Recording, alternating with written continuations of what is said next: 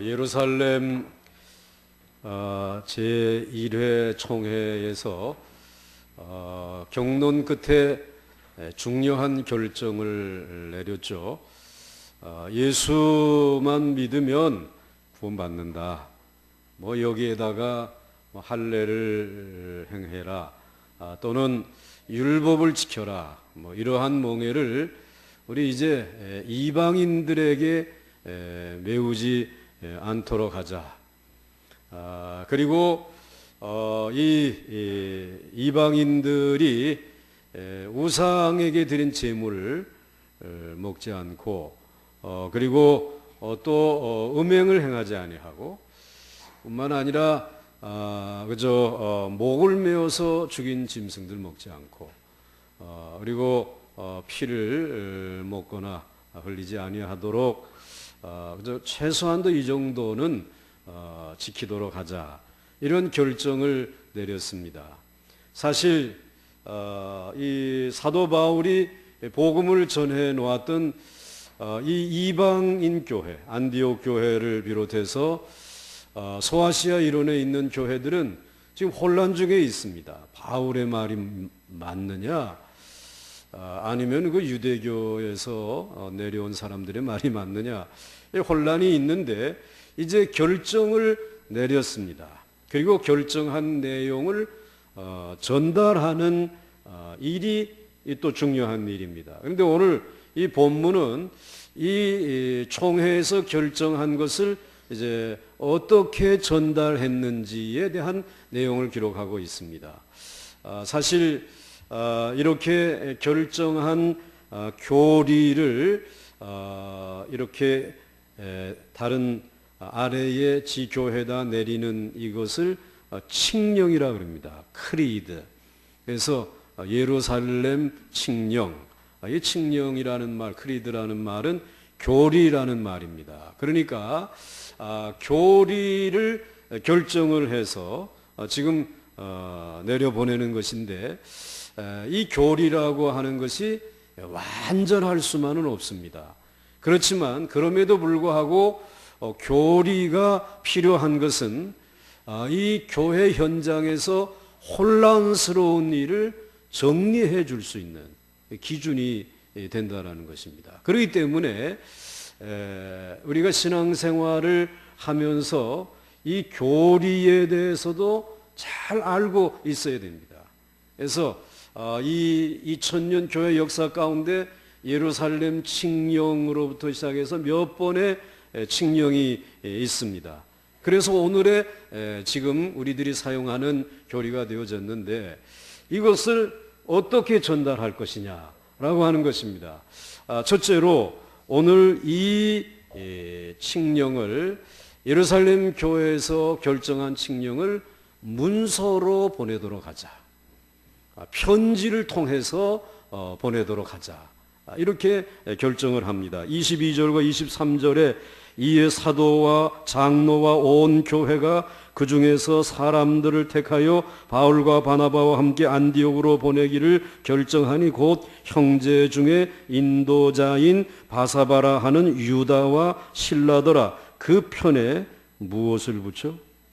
편지를 붙여 이르되 사도와 장로된 형제들은 안디옥과 수리아와 길리기아에 있는 이방인 형제들에게 문안하노라 하였습니다. 즉 예루살렘 교회 총회는 이 유다라고 하는 사람과 실라라고 하는 이 두 사람에게 편지를, 결정된 내용의 그 편지를 들려주어서 그것을 가지고 안디옥으로 가시고, 또 사도 바울이 개척한 그 소아시아에 있는 교회들에게 전달해 주십시오 라고 이렇게 결정을 합니다. 우리는 여기서 아주 교회가 얼마나 지혜롭게 이 결정문을 보냈는지 발견할 수가 있습니다. 몇 가지 지혜로운 것은, 첫째로는 편지로 보냈다라는 것입니다. 사람만 보낼 수 있잖아요. 바울과 바나바도 있고, 또 뭐 오늘 결정한 이 유다라든지 또는 실라라고 하는 사람에게 가서 우리가 결정한 것을 말로 잘 좀 전달해 주세요. 이럴 수 있는데 사람만 보내지 아니하고 편지를 같이 보냈다라고 하는 것입니다.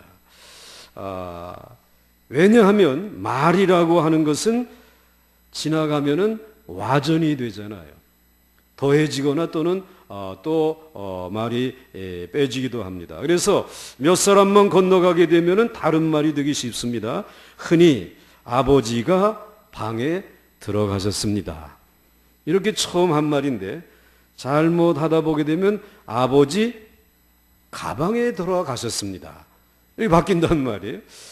그 다음에 그거로 끝난 것이 아니라 아버지가 방에서 돌아가셨습니다. 뭐 이렇게 되면 이게 말이 마지막에 가서는 엉뚱한 말이 되어진단 말이죠. 그 말과 글은 참 묘한 관계가 있습니다. 아시는 대로 글이라는 것은 모든 것을 다 표현하고 다 담을 수는 없습니다. 그저 되어진 내용의 일부분만을 담을 수 있는 것입니다. 그저 내가 가진 생각을 다 정리해서 담을 수 없는 그러한 제한된 그런 표현 방법입니다. 그렇지만 한 가지 중요한 것은 이것은 요지부동입니다. 글로 써서 보낸 것은 이거는 바꿀 수가 없어요. 그냥 있는 그대로 요지부동으로 결정이 되어진 것입니다. 자, 그렇다고 할 때에 이 글에는 이와 같은 장점이 있음을 이 예루살렘 교회는 알고 말로 전달하지 아니하고 편지로 글로 전하게 한 것입니다. 그래서 오늘 이 시간까지 2000년의 세월이 지났는데도 불구하고 그때의 그 결정을 우리가 읽을 수 있는 것, 우리가 교리로 그것을 지킬 수 있는 것은 말로 통고하지 아니하고 글로 전해 주었기 때문인 줄 믿습니다. 얼마나 귀한 일인지 모릅니다. 그러나 말은 그렇지 않습니다. 말은 설명을 길게 할 수 있습니다. 이해를 시킬 수 있습니다. 그리고 말이라고 하는 것은 한 번에 이렇게 많은 사람들에게 전달할 수 있는 그런 이점이 있습니다.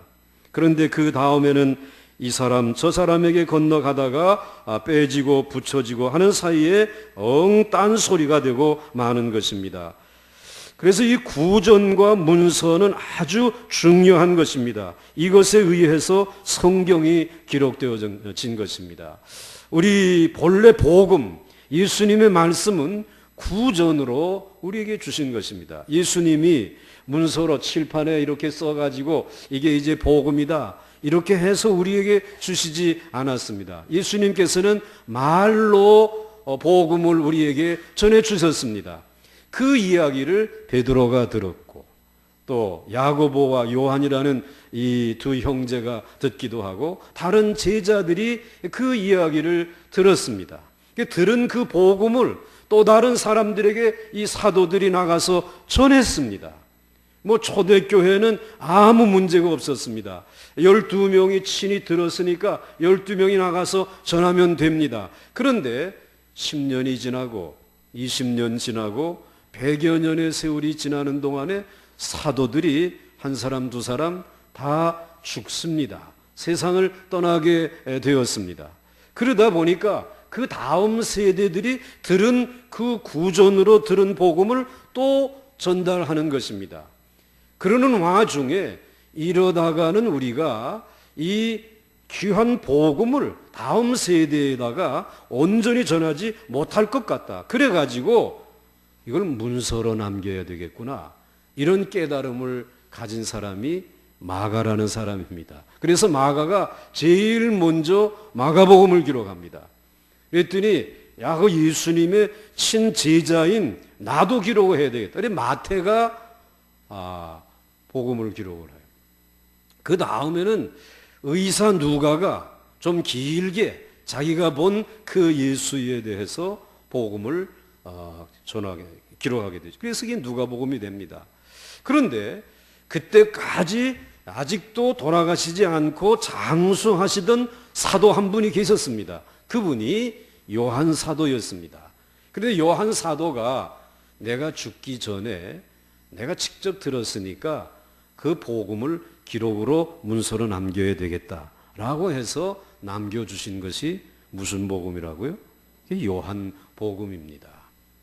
이 구전과 그리고 문서가 이와 같이 균형을 이루어 가지고 여기에 복음이 기록되어져서 오늘 우리들에게까지 전해지게 된 것입니다. 이 일로 인해서 우리들은 지금도 이 66권이라고 하는 그러한 정경을 가지고 우리는 신앙생활을 하면서 지금까지 하나님의 거룩한 교회를 지켜오고 있는 것입니다. 여러분들, 말로 전해지는 것과 글로 전해지는 것이 합쳐질 때에 가장 바른 증거가 되어질 수 있음을 우리는 압니다. 이제 예루살렘 교회에서 아름다운 결정이 났습니다. 결정된 것을 유다와 실라에게 말로만 전하라고 하면 그만일 것 같지만 글로, 문서로, 편지로 써서 보내게 됩니다. 그래야 확실하기 때문입니다. 그런데 오늘 편지를 적어서 보낼 때에 누구의 인편으로 보내느냐, 이것도 중요합니다.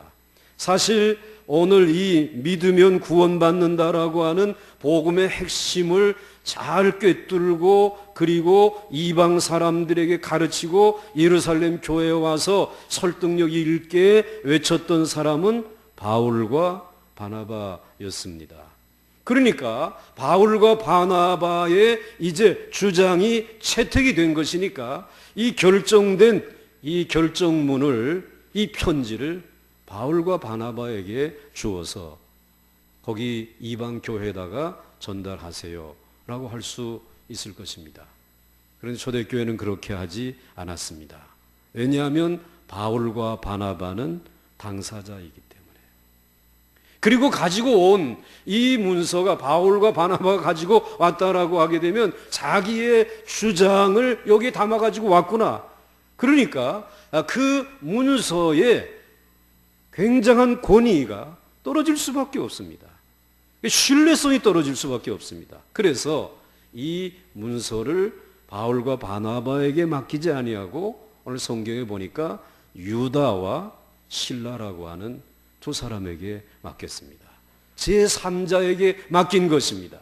이 사람은 예루살렘 총회가 되어지면서 서로 주거니 받거니 하는 변론의 과정들을 다 지켜보았습니다. 누가 옳은가?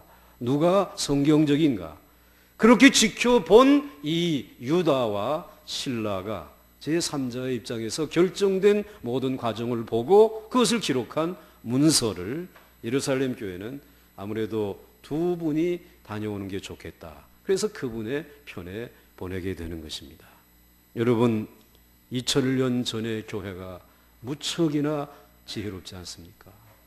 굉장히 질서가 있고 체계가 있고 그리고 공정하게 하나님의 일을 처리하는 모습을 우리가 발견할 수 있습니다. 자, 이렇게 신뢰도를 높여 그 유다와 그리고 실라를 통해서 편지를 보내다 보니까 또 한 가지 걱정이 생겼습니다. 그러다 보니까는 바울과 바나바는 권위가 좀 떨어지게끔 되어졌습니다. 사실은 굉장한 공로를, 이 교리를 결정하는데 중요한 공로를 세운 사람인데 이 편지를 그의 손에 들려서 보내지 아니하다 보니까 바울과 신라의 권위가 떨어지는 것 같습니다. 그래서 예루살렘 교회는 만장일치로 바울과 바나바의 권위를 높여주기로 결정을 합니다. 그래서 24절 말씀, 이제 25절, 26절 말씀해 보시면은 24절에 들은즉 우리 가운데 어떤 사람들이 우리의 지시도 없이 나가서 말로 너희를 괴롭게 하고 마음을 혼란하게 한다 하기로, 즉 이방 교회의 말로 이와 같이 사도 바울이 전한 이 복음을 유린하면서 힘들게 하는 이들이 벌써 그 가운데 있다라는 이야기를 예루살렘에서 정보를 들었습니다. 그래서 사람을 택하여 보내기로 작정을 합니다. 편지는 유다와 실라 당신들이 가지고 가시오. 그런데 가서 말하는 것, 결정된 모든 것들을 전달하는 일은 이 바울과 바나바가 하시오 라고 결정을 합니다. 그래서 25절과 26절 말씀에 사람을 택하여 우리 주 예수 그리스도의 이름을 위하여 생명을 아끼지 아니하는 자인 우리가 사랑하는 바나바와 바울과 함께 너희에게 보내기를 만장일치로 결정하였노라. 굉장한 결정을 했습니다. 오늘 이 바울과 바나바라고 하는 사람은 예수를 위해서 생명을 바치기로 작정한 사람. 그래서 그와 같은 마음을 가지고 이방 땅에 가서 복음 전했고, 그리고 예루살렘 교회에 오게 되면 그 강력한 고집스러운 유대교도들에게 돌에 맞아 죽을 수도 있음에도 불구하고 예수를 위해서 생명을 아끼지 아니한 바울과 바나바도 함께 보냅니다. 그가 전하는 말을 들으시길 바랍니다. 그러면서 이러한 결정을 우리가 다수결로 결정하지 아니하고 어떻게 결정했다고요? 만장일치로 결정했다는 것입니다. 그러다 보니 바울과 바나바의 권위도 높아졌습니다. 가지고 가는 문서에도 신뢰성이 더하여지게 되어진 것입니다.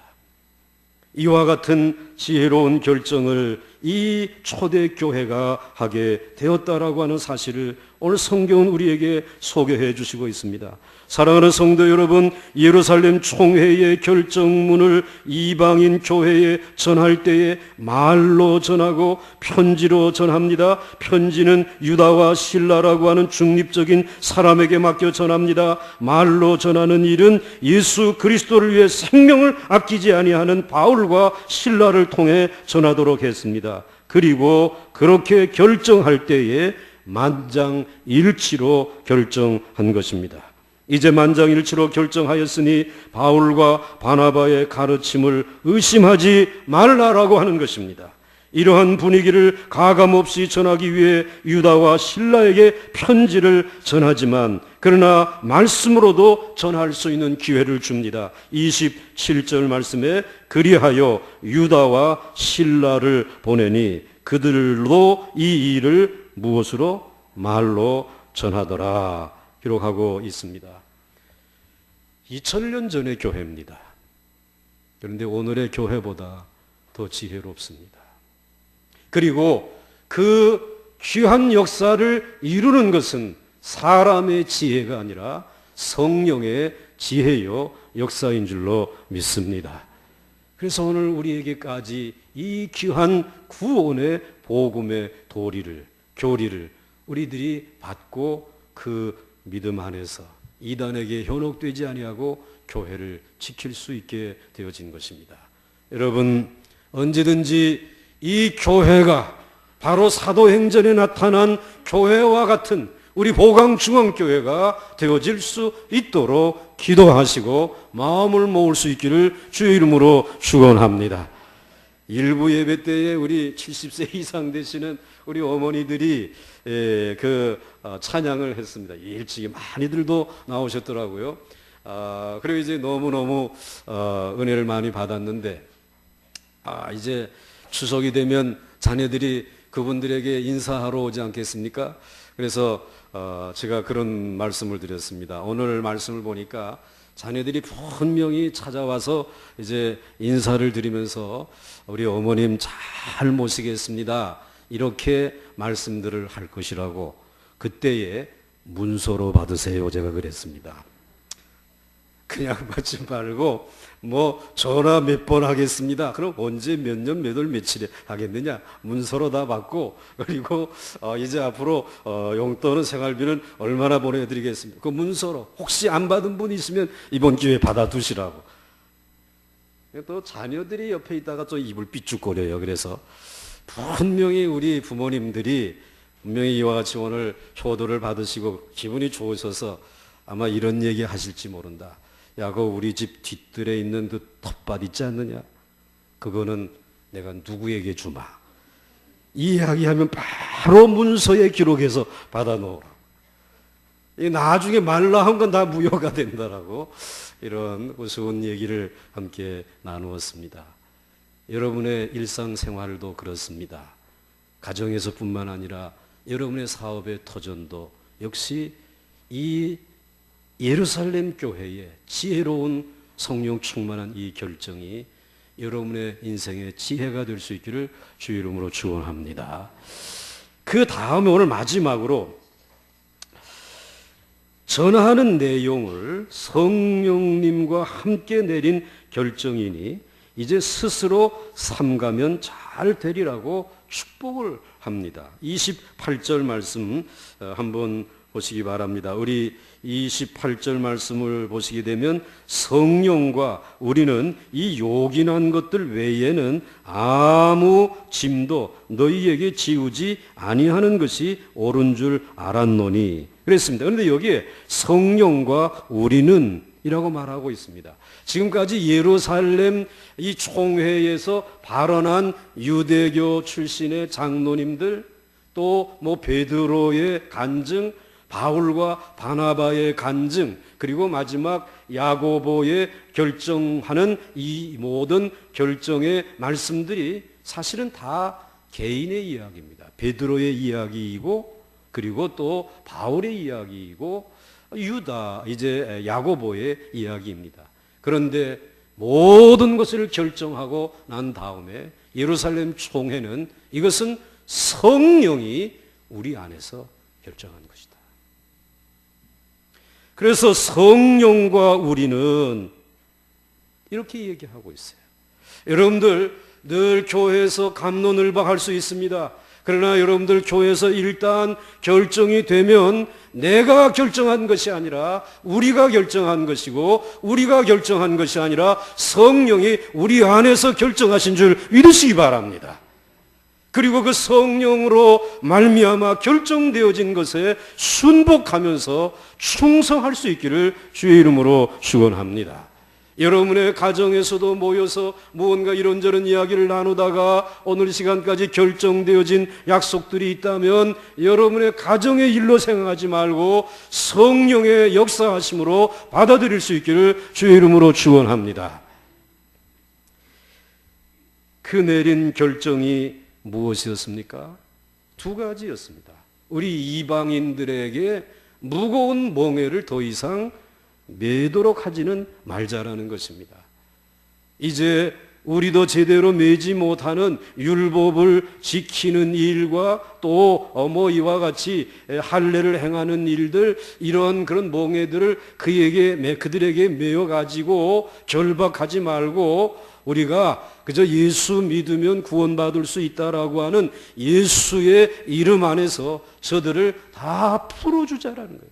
자유롭게 하자라고 하는 것입니다. 여러분, 예수님은 우리의 모든 결박을 풀어주시는 줄 믿으시기를 바랍니다. 그 자유를 선포하는 것입니다. 그 복음 안에 있는 자유를 결정한 것입니다.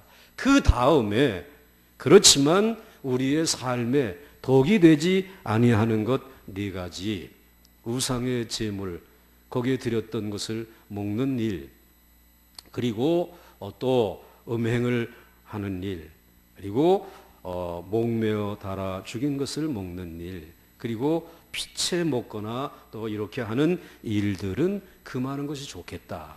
이 두 가지를 결정을 한 것입니다. 자, 오늘 그래서 여러분 이 두 가지 결정, 특별히 29절 말씀에 보게 되면 우상의 제물과 피와 목에 매어 죽은 것과 음행을 멀리할지니라 이에 스스로 상가면 잘 되리라 평안함을 원하노라 하였더라. 즉 이런 중요한 결정을 하고 이것을 억지로 하지 말고 스스로 삼가게 되면 잘 될 줄 믿으라는 것입니다.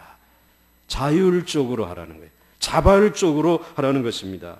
그런데 여러분, 구원받기 위하여 아무 짐도 지지 아니하고 우상의 제물도 뭐 이런 것들을 다 자율적으로 먹지 아니하고 스스로 결정하게 되면 모든 것이 잘 되는 것입니다. 그런데 그 당시의 사회는 어떻게 해서든지 멍해를 매이려고 하는 사회입니다. 율법이라고 하는 것, 특별히 우리 하나님이 주신 계명, 10계명을 지키기 위해서 이 유다 백성들은 613가지의 부칙을 만들어 놓은 것입니다. 그런데 여러분, 10개의 계명을 지키기도 어려운데 거기에다가 부칙으로 613가지를 지키라고 만들어 놓았으니 율법을 완전하게 지킬 수 있는 사람은 아무도 없었습니다. 그런데 혹 결심을 하고 613가지의 부칙까지 지킨 사람이 간혹, 정말 간혹 일어나게 되겠죠. 그렇게 지켰다라고 자랑하는 사람들이 바리새인들입니다. 그런데 이 사람들이 지켰다라고 할 때 그 다음에 나타나는 행동이 뭔가 하면 교만이 나타나게 되고 자기의 의의를 자랑하게 되는 것입니다. 그런데 한두 개라도 지키지 못한 사람들은 나는 죄인입니다. 나는 지키지 못했습니다. 언제든지 열등의식 속에 사로잡히게 되는 것이죠. 그래서 그 멍에 아래에서 자유롭지 못한 것입니다. 그런데 우리 예수 그리스도께서 오셔서 이 모든 짐들을 다 깨트려 버리시고 율법에 대한 생각을, 율법에 대한 접근하는 방법을 바꾸어 주셨어요. 지금까지 그 율법주의자들은 율법을 몇 개 지켰느냐? 지키지 못한 것이 무엇이냐? 이렇게 율법에 접근하였는데 우리 예수님이 오셔서는 율법에 대해서 얼마나 지켰느냐를 묻지 아니하시고 율법의 정신을 아느냐? 율법의 본질이 무엇인지 아느냐? 율법의 정신은 사랑이다. 하나님을 사랑하는 것. 그리고 이웃을 내 몸과 같이 사랑하는 것이 이 율법이요. 율법의 정신이라는 거예요. 이걸 가르쳤습니다. 이제 이 귀한 진리를 예수님께서 우리에게 가르쳐 주셔서 우리는 율법을 다 지키지는 못했지만은 예수 그리스도를 믿으면서 그래요 우리를 정말 조건 없이 사랑하신 그 예수 그리스도를 통해서 하나님을 사랑하기를 원합니다. 그리고 우리 하나님께서 그렇게 사랑하신 내 이웃을 내 몸과 같이 사랑하며 살아가기를 원합니다. 우리는 그렇게 해서 이 율법을 지켜나가는 우리들입니다. 그러므로 우리는 이 하나님의 사랑을 알고 율법을 지킬 때에 계명으로 지키는 것이 아니라 스스로 자원하는 마음으로 자율적으로 지켜나가는 줄 믿습니다.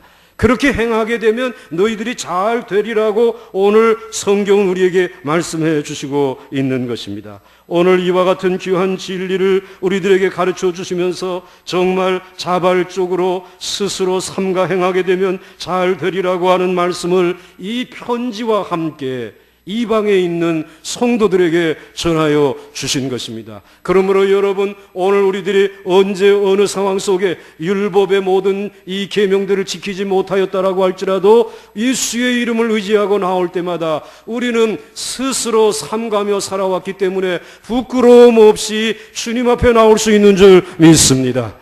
정말 고통의 모든 멍에를 벗어버리고 자유할 수 있는 놀라운 축복을 받은 것입니다. 그러므로 여러분들 율법을 자발적으로 스스로 여러분들이 자원하는 마음으로 지킬 수 있기를 주의 이름으로 축원합니다. 주의를 안 지켰으니 사고가 났지. 이 생각 오늘 던져버리시기 바랍니다. 11조를 안 드렸으니까 내 사업이 망했지. 이 생각도 던져버리시기 바랍니다. 내가 누군가를 미워하였기 때문에 내 몸에 병이 들었지. 이러한 생각도 던져버리시기 바랍니다. 이런 식으로 지키지 말라는 것입니다. 스스로 삼가면 되는 것입니다. 스스로 이제 자발적으로 지키면 다 잘 되어질 수 있다라고 하는 것입니다. 이것이 예수님의 가르침이고 예루살렘 총회의 결정인 줄 믿으시기 바랍니다. 여러분들 미국의 그 와나메이커라고 하는 그 유명한 백화점 왕이라는 사람, 1833년도부터 1922년까지 살았던 백화점 왕입니다. 미국에서 많은 백화점을 열었고 그리고 또 그 백화점을 경영을 했습니다. 이 사람은 대통령의 간청으로 최신부 장관까지 지낸 적도 있습니다. 아주 바쁘게 생활을 했죠. 그런데 그렇게 바쁘게 생활을 하면서도 자기가 한 가지 결정한 것이 있습니다. 그것은 주일이 되면 무조건 주일을 성수하는데 주일에 그냥 나가서 예배만 드리는 것이 아니라 주일학교 교사를 하는 것입니다. 주일에. 그리고 주일학교 교사를 할 뿐만 아니라 또 어느 때는 주일학교 교장이 되어서 주일학교를 돌보는 그와 같은 일을 한 것입니다. 그런데 그가 한 말이, 유명한 말이 있습니다. 내가 주일날 교회에 나가서 봉사하는 것은 본업이고 내가 주중에 회사에 나가서 한 주간 동안 일하는 것은 부업이다. 이런 얘기를 했어요. 이게 깜짝 놀랄 만한 일 아닙니까? 여러분들 주의 일이 여러분의 본업이라고 생각하시면서 주의 일들을 감당하시고 계신지 모르겠습니다. 세상에 있는 그 일은 나의 부업이다.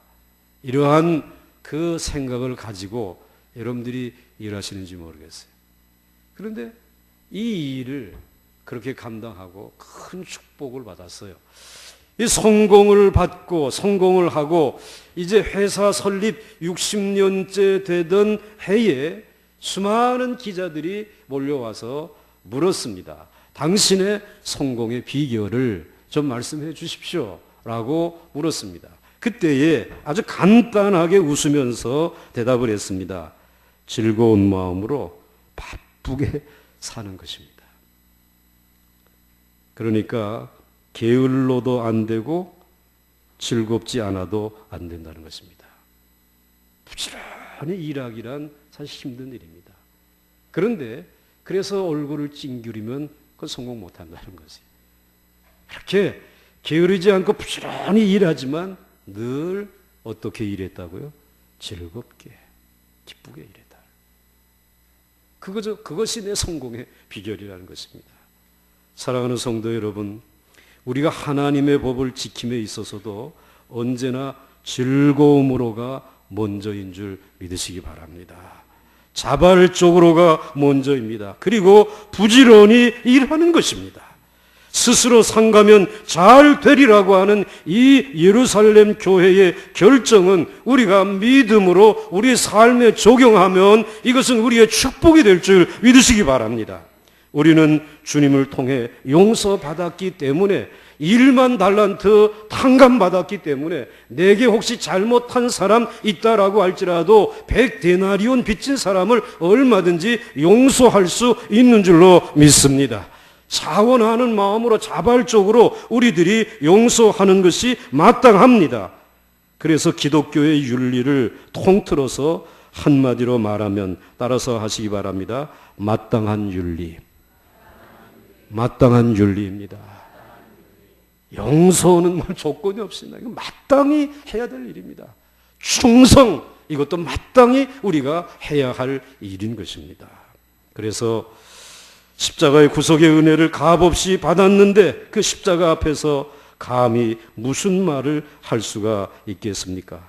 철학자인 칸트도 말했습니다. 명령된 것을 지킨다면 아무것도 아니다. 명령되지 않아도 지킬 수 있어야 신앙인이다. 스스로 삼가면서 지켜나가는 사람이 신앙인 중에 신앙인인 줄 믿으시기 바랍니다. 그렇습니다. 우리가 언제 무서워서 법을 지키는 것입니까? 어느 사람이, 예수 잘 믿는 사람이에요. 차를 운전하고 가다가 빨간 신호등이 났는데 너 그냥 지나갔습니다. 그런데 공교롭게도 경찰이 옆에 서 있었습니다. 그리고 그분이 이 동네에 사는 예수 믿는 사람인지 그 사람 운전자를 알고 있었습니다. 그래서 그 사람에게 붙들어 놓고 빨간 신호등 못 보셨습니까? 봤지요. 빨간 신호는 봤는데 당신은 못 봤어. 오늘 그 사람들이 우리들이란 말입니다. 빨간 신호면 서야지 경찰이 있고 없고가 무슨 상관입니까? 말씀에 하지 말라고 했으면 하지 말아야지. 하나님이 보시건 말건 무슨 상관이냐 말입니다. 자율적으로입니다. 누구를 위해 지키는 것이 아닙니다. 스스로 삼가면 잘 되리라고 믿기 때문에 지키는 것입니다. 그러면 보이지 않는 하나님에게 영광이 돌아가고 우리는 이 시대의 귀중히 여김을 받게 될 줄로 믿습니다. 오늘 이제 가족들을 만나러 가실 때 정말 자원하는 마음으로 존경하고 사랑하고 축복할 수 있기를 바랍니다. 그리고 여러분의 가정에 좋은 전통들 여러분들 그냥 말로만 여러분들이 말하고 듣고 지나치지 마시고 문서에 기록으로 남겨서 여러분들의 후대들이 읽고 그렇게 신앙의 길을 걸어갈 수 있는 귀한 가정들을 이루어 갈 수 있기를 주의 이름으로 축원합니다.